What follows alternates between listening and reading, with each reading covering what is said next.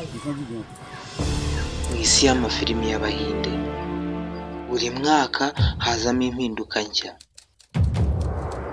Muri 2025 hari abakobwa 10 bamaze kwigara imitima ya benshi, haba mu myitwarire yabo, ubuhanga ndetse n'uburanga. Ese ni bande?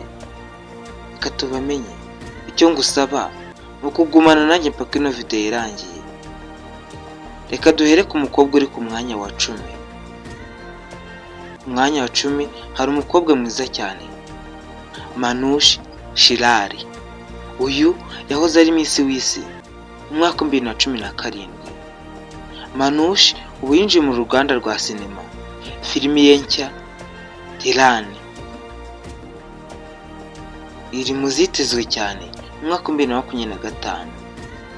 Ikintu gisekeje, yari umunyeshuri wiga ubuvuzi mbere yuko aba Miss w'isi.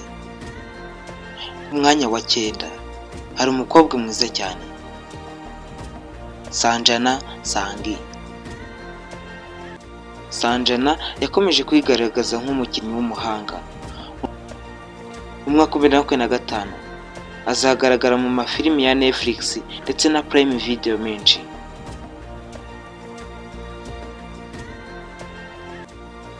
Ku mwanya wa 8 turasanga umukobwa mwiza cyane,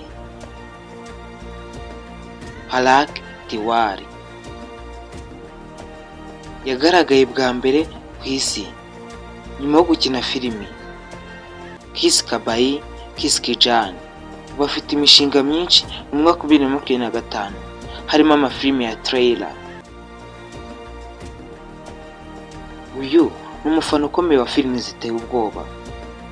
Ku mwanya wa 7 tuhasanga umukobwa mwiza cyane, Shanaya Kapoor. Shanaya Kapoor ni umukobwa wa Sanjay Kapoor.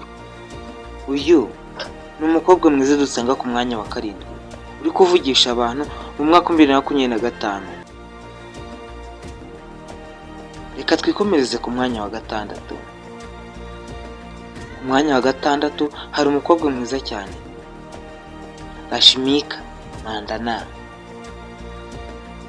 Uyu bakunze kumutatira akazina ka National Crush w'Ubuhinde. Rashmika ahora azamuka. Mu mwaka 2025 agaragara mu biganiro byinshi n'amasezerano menshi ya Netflix. Uyu ni umwe mu bamamaza ibintu byinshi ku mbuga nkoranyambaga mu Buhinde. Ku mwanya wa 5 hari umukobwa mwiza cyane, Alaya, umukobwa wa Pooja Bedi. Alaya aragenda ahinduka icyamamare mu gukina neza cyane filimi zidasanzwe.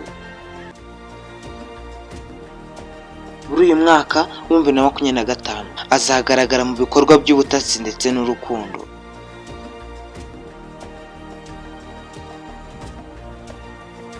Reka twikomereze no ku mwanya wa 4. Ku mwanya wa 4 turasanga umukobwa mwiza cyane uri kuvugisha abantu benshi muri uno mwaka, Khushi Kapoor. Uyu ni umwuzukuru wa Sridev. Khushi yagaragaye bwa mbere muri The Archie. None muri 2025 agaragara mu mafilimi y'urukundo ndetse n'amabanga, kandi abantu benshi baramukunda. Uyu ni umwe mu bakobwa bari kuvugisha abantu muri uno mwaka 2025. Reka twikomereze no ku mwanya wa 3. Ku mwanya wa 3 turasanga umukobwa w'ikimero kandi mwiza cyane, Mrunal Thakur.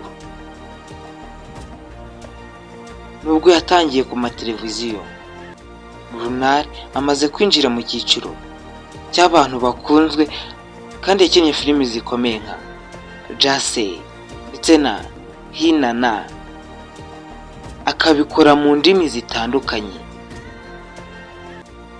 Uyu akinira muri Hindu ndetse na Telugu. Uyu ni umukobwa dusanga ku mwanya wa 3. Ku mwanya wa 2 mu bakobwa bari kuvugisha abantu mu mwaka 2025 ni umukobwa mwiza cyane, umukobwa uteye neza kandi ufite uburanga buhebuje, Srila.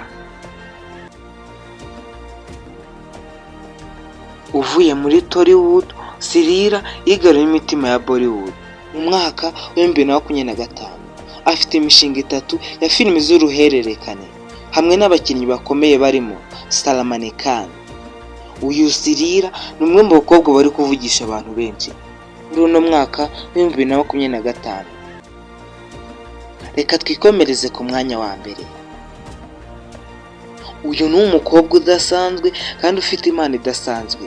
Uretse n'iyo mpano n'ubwiza bwe buramuvugira. Amazina ye yitwa Tripati Dimuri. Nyuma yo kwigaragaza mu mafilime nka Animal, Tripati yasinjira mu bakobwa bubashye muri filimi z'ubu ngubu. Ubu akina ari imbere ya Ranbir Kapoor, Shahid Kapoor ndetse n'abandi bakomeye. Uyu mukobwa mwiza cyane afatwa nk'umwe mu bazasimbura umukobwa w'icyamamare Deepika Padukone. Aba ni bamwe mu bakobwa 10 bafite ubushobozi bwo kuba ibyamamare muri Bollywood muri 2025. Ese wowe hari uwo wumva tutashyizemo muri abangaba twe twaguteguriye? Tubwire muri comment nta kibazo.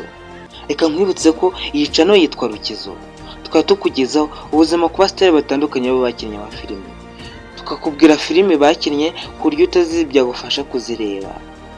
Niba wumva uri test ko twajya tubana, kandi subscribe maze ufungure inzogera kugira ngo udacikwa n'ibiganiro tubagezeho umunsi ku wundi. Niba wakanze subscribe uri umuntu w'agaciro kuri twe. Jye mpamagara Gustave niko nitwa. Ciao ciao, hasta la vista.